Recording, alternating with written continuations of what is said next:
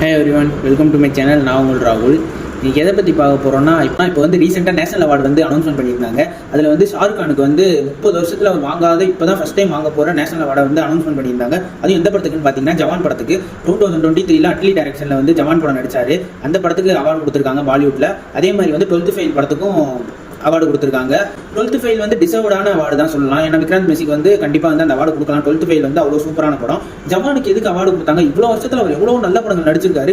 போய் ஜவான் அது டிசர்வ்டா அப்படின்னு கேட்டிங்கன்னா தெரியல. நிறையா பேர் அவரே சொல்கிறார், ஷாருக் கானே சொல்கிறாரு, 30 வருஷத்தில் எனக்கு கிடைக்காத அவார்டு இந்த படத்துக்கு கிடைச்சிருக்கு அப்படின்னு. அவர் பல நல்ல படங்கள் கொடுத்துருக்காரு. அது மட்டும் இல்லாமல் சக் தே இந்தியான்னு ஒரு நல்ல படம், தரமான படம், அந்த படத்தை கொடுத்துருக்காரு. அந்த படத்துக்கு கூட அவார்டு கொடுக்கவே இல்லை.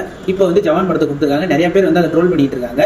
அதுக்கப்புறமேட்டு பார்த்தீங்கன்னா தமிழ் சைடு பார்த்தீங்கன்னா தமிழ் சினிமாவில் பார்க்கிங் படத்துக்கு வந்து அவார்டு கிடைச்சிருக்கு. பார்க்கிங் படம் நல்ல கதை தான், இல்லைன்னு சொல்லலை. பட் வந்து அதை விட நல்ல படங்கள் 2023 வந்துச்சு. அயோத்தியா இருக்கட்டும், விடுதலையா இருக்கட்டும், அதுக்கப்புறம் பார்த்தீங்கன்னா அநீதியா இருக்கட்டும், சித்தாவா இருக்கட்டும், இவ்வளோ நல்ல படங்கள் இருக்கு. சித்தாவில் வந்து சித்தார்த்தோட நடிப்பா இருக்கட்டும், அநீதியில் காளி வெங்கட்டோட நடிப்பா இருக்கட்டும், அதுக்கப்புறம் பார்த்தீங்கன்னா விடுதலையில் சூரியோட நடிப்பா இருக்கட்டும், அயோத்தியில் சசிகுமார் நடிப்பா இருக்கட்டும், எல்லாமே வந்து சூப்பராக இருக்கும். அந்த படமே வந்து அருமையாக இருக்கும். இந்த படங்கள்லாம் கிடைக்காம பார்க்கிங்க்கு கிடைச்சிருக்குன்னு நினைக்கும் போது சந்தோஷம் தான். பட் வந்து இந்த படங்கள் டிசர்வ்டான படங்கள். அதை விட பார்க்கிங் நல்ல படமான்னு கேட்டால் கிடையாது.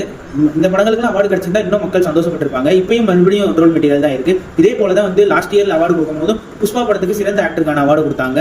அது என்ன பண்ணிட்டாரு, அந்த படத்துல என்ன இருக்குன்னு தெரியல. ஆனால் சிறந்த நடிகர் வெல் டிசர்வ்டான படங்கள் கொடுக்காம புஷ்பா படத்துக்கு கொடுத்தாங்க. அதே மாதிரி தான் இந்த வருஷமும் நடக்குது. எங்க போய் என்ன சொல்றதுனே தெரியல. உங்களோட ஒப்பீனியன் என்னன்றது வந்து இந்த படங்களுக்குலாம் அவார்டு கிடைச்சிருக்கலாம் நீங்க நினைக்கிறீங்கன்னா கமெண்ட் பாக்ஸ்ல கமெண்ட் பண்ணுங்க.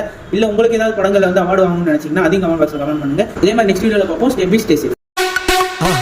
மறக்காம சர்ப்ரைஸ் பண்ணுங்க. தேங்க்யூ.